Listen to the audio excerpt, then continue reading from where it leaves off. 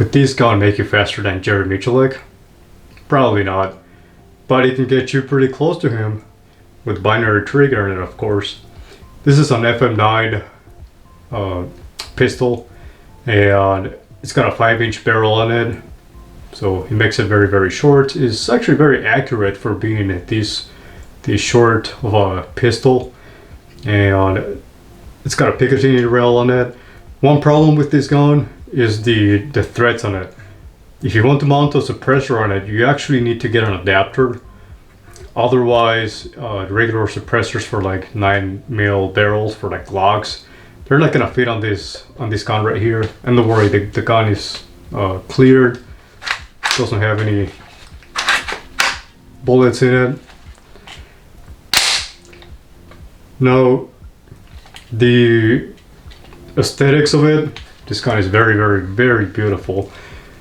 The magazine release is right here and it's very flush with the lower receiver. When I first started using this gun, I could not find the lower receiver, the magazine release, and the person who borrowed me this gun was like, "Hey, you're pressing it." I'm like, "What?" So then he told me about it. It's like, "Oh, it's right here." So it just makes the gun very aesthetically beautiful. Also, the gun has been modified in different parts aside from the binary trigger. It's got a red dot on it. It's a Ritcon red dot, and the red dot holds 0 pretty well. It's sighted in at 7 to 10 yards. At 25 yards, it climbs a lot. But this gun is intended for 7 to 10 yards, just for when the zombies show up, and you just kind of actually you don't want zombies that close to you, do you?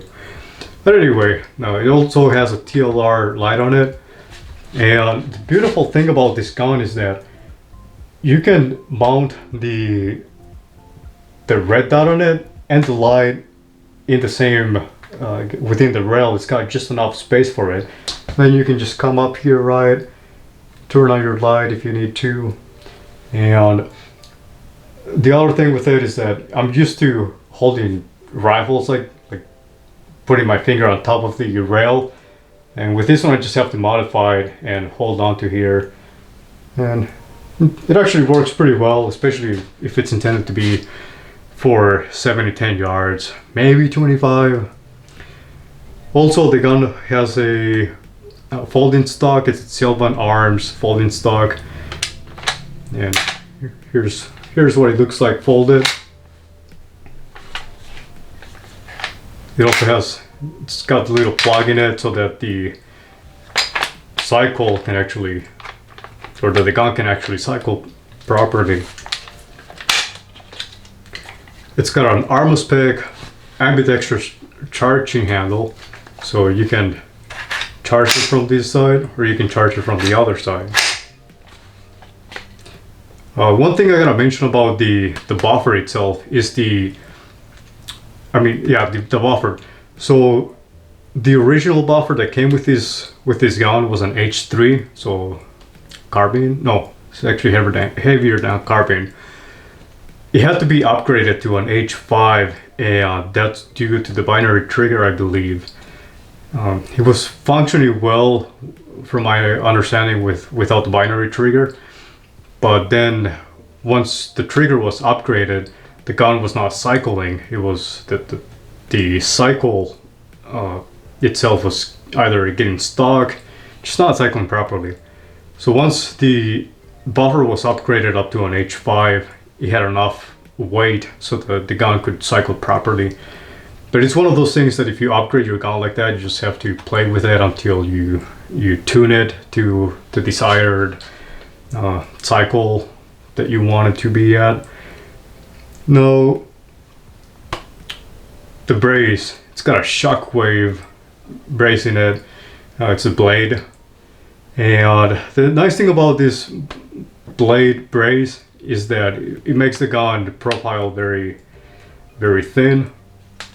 Here, see if I can get it open here. Okay, so usually I have an SB Tactical 3, I believe, on my other pistol, And the gun, I mean the brace actually comes out to about this, being this thick or so. And with the blade itself, it's actually not as bad. And I thought it would be uncomfortable shooting it, but it's 9mm, so it's not that big of a deal. The gun takes Glock mags, of course, forgot to mention that. You can put 15 round Glock mags in it, or normal, like, I mean 33 round mags that are not normal. I guess depends who you talk to, right? Don't grab onto the mag, because the mag is actually kind of wobbly. This gun has an Echo AR2 binary trigger, and what that does, if you don't know about it, is that you can set it just like a normal gun, charge your gun, right, and then one pull shoots one round.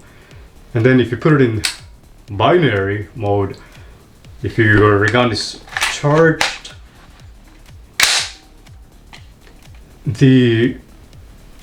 when you pull once, the hammer is going to go once, and then when you release the trigger, the hammer is going to go again. So it's like you're pulling two triggers with this action of one. So we'll just leave it at that. Like, I'm not going to get into the technicalities of it, but anyway, so this trigger itself has a learning curve to it. When I first started using it, well, first of all, the gun was very tight itself, so it took a few hundred rounds before the gun was actually able to cycle properly after fixing the buffer issue itself. Once the gun was broken in, and of course it's been properly oiled the whole time, it's been cycling pretty well. But the only problem is that shooting in binary mode, the gun has cycle issues if I'm going too fast or if I'm going too slow. So it's one of those things that you just have to get used to the trigger. You shooting it a lot to the point where you're like, okay, I have a pretty good understanding or pretty good feeling where I have to pull the trigger and release it, and it's really fast.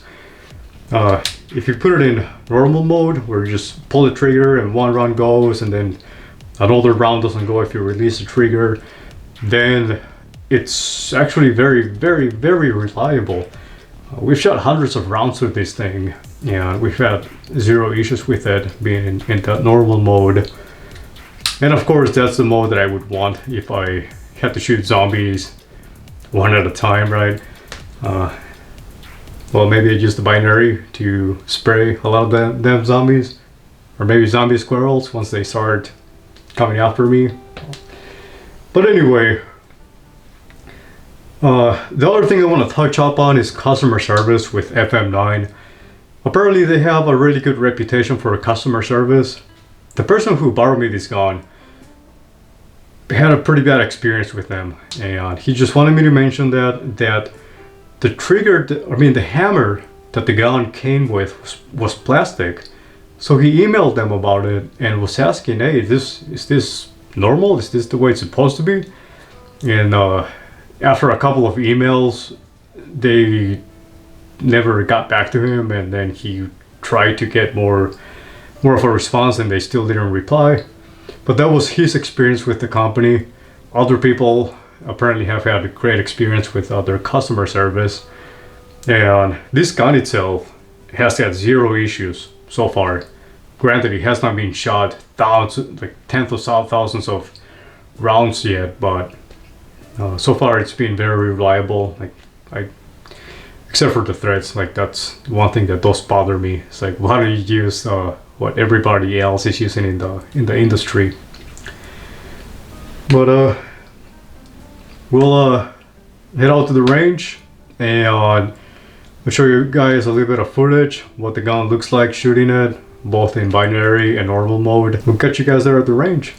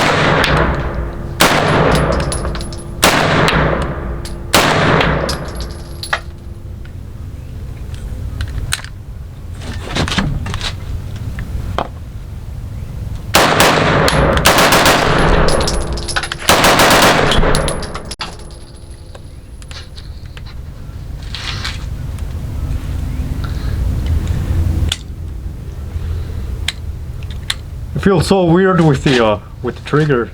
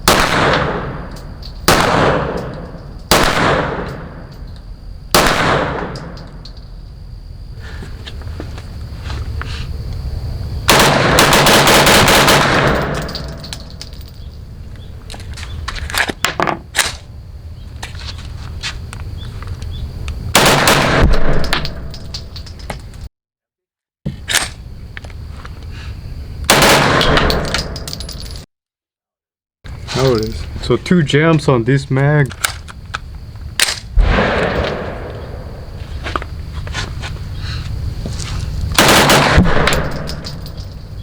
Yeah, I think it's probably me.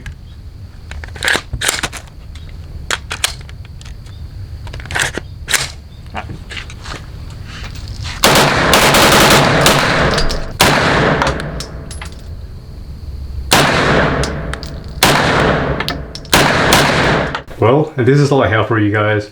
This video is more intended towards giving you a kind of an idea on some of the things that you can do with it if you're trying to build a pistol. And you know, it's a FM9 is a reputable company. Yeah, we had some issues with customer service, but the gun itself has been very reliable and just a lot of fun to shoot. So if you guys like this video, go ahead and hit that like button and go ahead and check out my channel for other guns that I'll be reviewing and optics and whatnot. So just trying to enter here the gun community and trying to find any kind of knowledge out there that I can share with you guys. So thanks a lot for watching again and have a great day.